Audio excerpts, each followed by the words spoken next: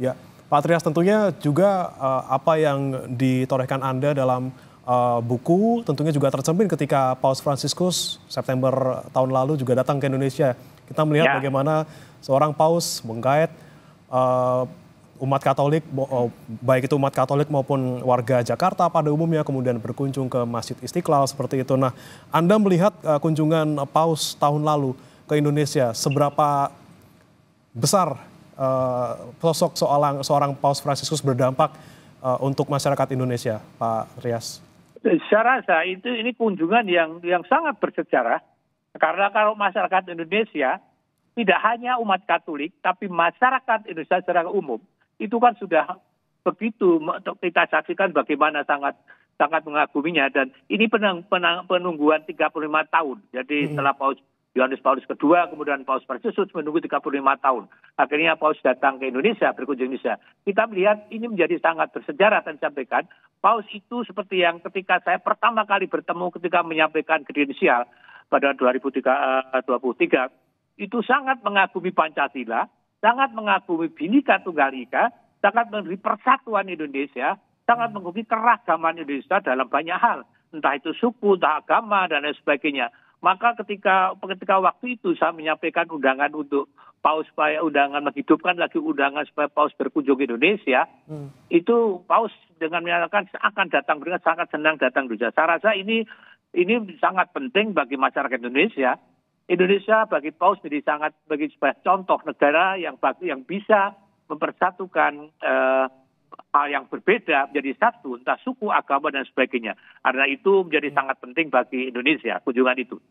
Baik, dan yang menarik juga Pak Trias ketika Paus Fransiskus tahun lalu datang ke Indonesia, ini juga Paus Fransiskus bilang sangat menghargai Pancasila. Tentunya yang kita anut selama ini gitu ya, dengan keberagaman dan segala macam seperti itu. Nah, apakah ini juga sesuai juga dengan apa yang Paus Fransiskus yakini selama ini yang terkait dengan nilai-nilai kemanusiaan dan juga keadilan sosial yang bisa tercermin dalam Pancasila di Indonesia seperti itu?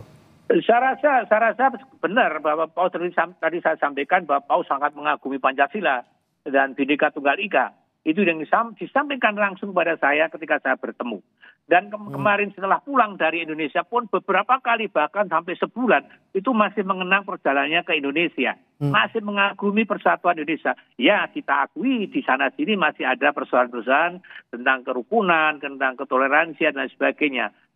Kita akui ada. Dan Paus juga mengetahui hal itu tentu. Tapi dengan mengatakan bahwa sangat mengagumi Pancasila, sangat mengagumi Bhinneka Tunggal itu artinya apa? Artinya modal itu yang kita miliki diharapkan Paus untuk terus dipelihara. Diperawat dan sebagainya. Karena itu adalah modal yang sangat penting bagi persatuan Indonesia.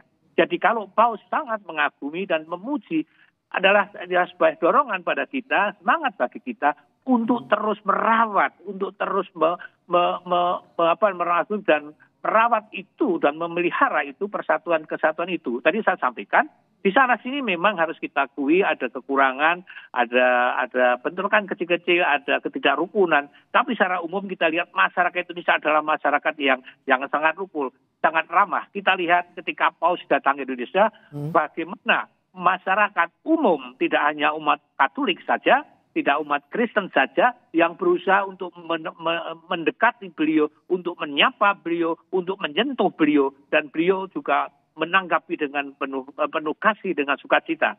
Saya rasa itu adalah tugas kita dari bangsa Indonesia untuk terus memelihara, untuk mewujudkan apa yang Paus sampaikan itu tadi, disampaikan kaguman pada Pancasila, dan kita harus memelihara. Dan Paus mengatakan bahwa ini adalah modal yang paling penting bagi bangsa Indonesia.